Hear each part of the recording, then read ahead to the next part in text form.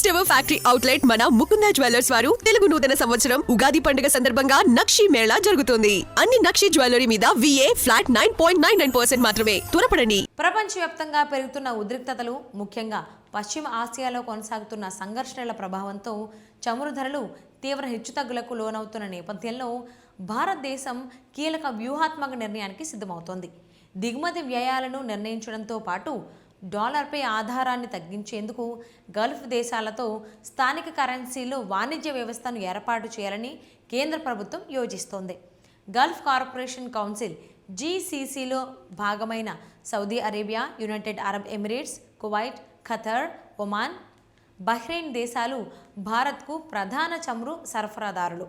ప్రస్తుతం భారత్ తన ముడి చమురు అవసరాల్లో సుమారు 85% దిగుమతులపై ఆధారపడుతుండగా అందులో దాదాపు 28% GCC దేశాల నుంచే వస్తోంది.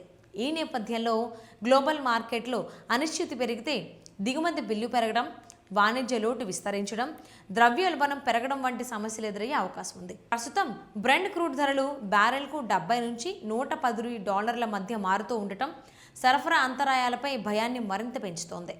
ఈ పరిస్థితుల్లో డాలర్ ద్వారా చెల్లింపులు చేయడం వల్ల కరెన్సీ మార్పిడి ఖర్చులు అధికమవుతున్నాయి.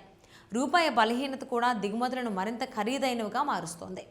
ఈ సమస్యలకు పరిష్కారంగా స్థానిక కరెన్సీలో వాణిజ్యం చేసే విధానాన్ని విస్తరించాలనే దిశగా భారత్ ముందుకెళ్తోంది. ఇప్పటికే ఇండియా, UAE మధ్య 2022లో కుదిరిన CEPA ఒప్పందం తర్వాత 2023లో స్థానిక కరెన్సీ సెటిల్మెంట్ వ్యవస్థను ప్రారంభించారు. ఈ విధానం ద్వారా రూపాయి, దిరాంలలో నేరుగా చెల్లింపులు జరపడం సాధ్యమవుతోంది. తద్వారా మార్కప్ రేటు ప్రమాదం తగ్గి లావాదేవీ ఖర్చులు కూడా తగ్గుతున్నాయి.